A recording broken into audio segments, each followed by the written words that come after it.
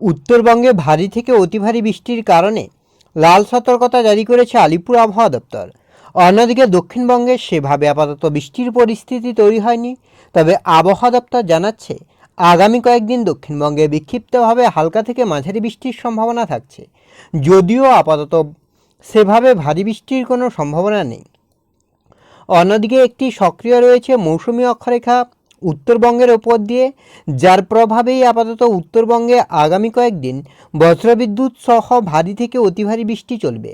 তো সেক্ষেত্রে আগামীকাল এবং আগামী কয়েকদিন বাংলার আবহাওয়ার কতটা কী পরিবর্তন হতে পারে, কোন কোন জেলায় হালকা বৃষ্টির সম্ভাবনা রয়েছে, কোন কোন জেলায় ভারী বৃষ্টি হতে পারে, তাপমাত্রা নিয়ে বা কী আপডেট দিয়েছে আলিপুর আবহাওয়া দপ্তর, সবটাই বিস্তারিতভাবে আলোচনা করব এই ভিডিওতে।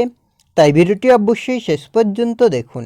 আর এই মুহূর্তে আপনার অঞ্চলে আবহাওয়া কেমন তাও বিস্তারিতভাবে কমেন্ট করে জানান। সেক্ষেত্রে সবার প্রথমে যদি আমরা স্যাটেলাইট চিত্রের মাধ্যমে দেখার চেষ্টা করি যে ঠিক এই মুহূর্তে বাংলার আবহাওয়ার পরিস্থিতি কী রয়েছে, কোথায় কতটা পরিবর্তন, কোথায় কতটা বৃষ্টি, তো সেক্ষেত্রে যদি আমরা উপগ্রহ চিত্রের মাধ্যমে দেখার চেষ্টা করি, তো এই মুহূর্তে যেটা লক্ষ্য করা যাচ্ছে আপাতত দক্ষিণবঙ্গের আকাশ সম্পূর্ণভাবে পরিষ্কার থাকছে, কোথাও কিন্তু সেভাবে মেঘ নেই।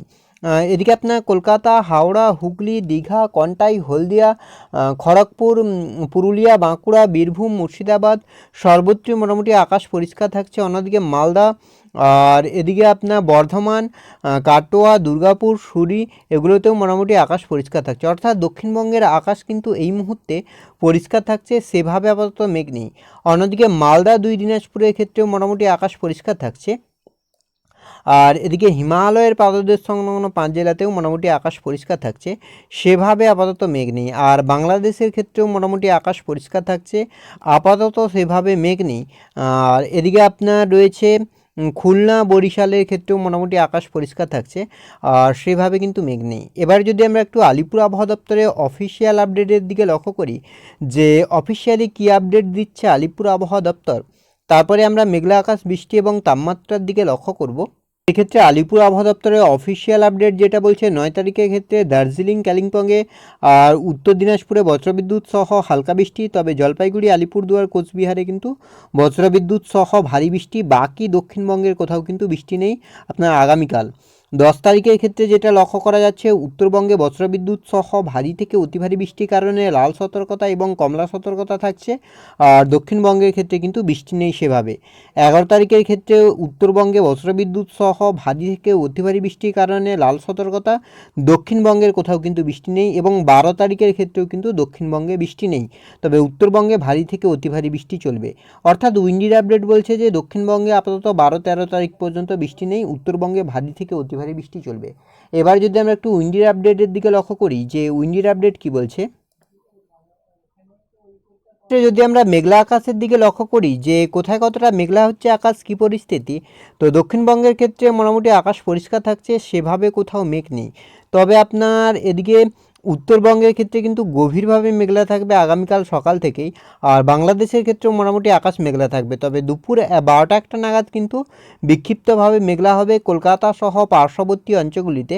আর বাংলাদেশের ক্ষেত্রে সর্বোচ্চ মোটামুটি মেঘলা আকাশ থাকছে আগামীকাল। বুধবারের ক্ষেত্রে যেটা হচ্ছে সেক্ষেত্রে মোটামুটি আকাশ আংশিক মেঘলা থাকছে, আপাতত সেভাবে বড় কোনো পরিবর্তন নেই। বৃহস্পতিবার 11 তারিখ সেক্ষেত্রেও কিন্তু আকাশ মোটামুটি আংশিক মেঘলা থাকছে। এবার যদি আমরা একটু বজ্রবিদ্যুৎ সহ বৃষ্টির দিকে লক্ষ্য করি যে কোথায় কতটা বৃষ্টি হচ্ছে, কী পরিস্থিতি তৈরি হচ্ছে, তো বৃষ্টির ক্ষেত্রে যেটা লক্ষ্য করা যাচ্ছে আজ আপনার রাতের দিকে যদি আমরা লক্ষ্য করি যে 10টা-11টা নাগাদ কী পরিস্থিতি তৈরি হচ্ছে, তো 11টার দিকে আপাতত দক্ষিণবঙ্গের আকাশ সম্পূর্ণভাবে পরিষ্কার থাকছে, কোথাও কিন্তু সেভাবে মেঘ নেই। অন্যদিকে আপনার উত্তরবঙ্গের আপনার রয়েছে শিলিগুড়ি, আলিপুরদুয়ার, কোচবিহার, দার্জিলিং, কালিম্পং এগুলোতে কিন্তু বিক্ষিপ্তভাবে মেঘলা থাকছে, আর সেই সঙ্গে কিন্তু বজ্রবিদ্যুৎ সহ বৃষ্টির সম্ভাবনাও থাকছে। আর এদিকে বাংলাদেশের ক্ষেত্রেও মোটামুটি মেঘলা আকাশ থাকছে, কোথাও কিন্তু সেভাবে বৃষ্টি নেই। মঙ্গলবার আপনার আগামীকাল সকাল থেকেই কিন্তু উত্তরবঙ্গে ভারী থেকে অতি ভারী বৃষ্টি, তবে দক্ষিণবঙ্গের ক্ষেত্রে সেভাবে বৃষ্টি নেই।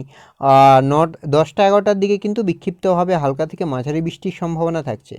3টে-4টার দিকেও কিন্তু বজ্রবিদ্যুৎ সহ হালকা থেকে মাঝারি বৃষ্টি, সেই সঙ্গে কিন্তু আপনার উত্তরবঙ্গের ক্ষেত্রে আকাশ পরিষ্কার থাকছে। বুধবার 10 তারিখ সেক্ষেত্রেও কিন্তু উত্তরবঙ্গের আকাশ গভীরভাবে মেঘলা থাকছে আর বজ্রবিদ্যুৎ সহ বৃষ্টির সম্ভাবনা।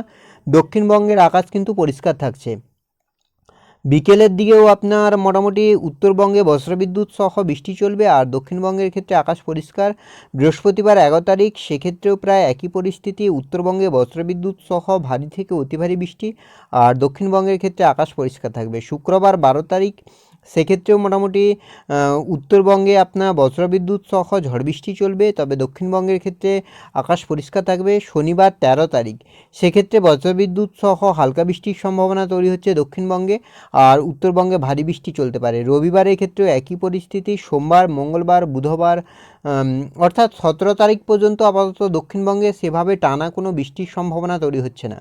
আর তাপমাত্রার দিকে যদি আমরা লক্ষ্য করি যে তাপমাত্রা কতটা কী পরিবর্তন হচ্ছে, সেক্ষেত্রে তাপমাত্রার আপাতত বড় কোনো পরিবর্তন নেই। কলকাতা সহ পার্শ্ববর্তী অঞ্চলগুলিতে সর্বোচ্চ তাপমাত্রা যেটা থাকছে 30-32-এর কাছাকাছি, আর বুধবারের ক্ষেত্রে 32, বৃহস্পতিবারের ক্ষেত্রে 32, শুক্রবারের ক্ষেত্রে 32-33, শনিবারের ক্ষেত্রে 32।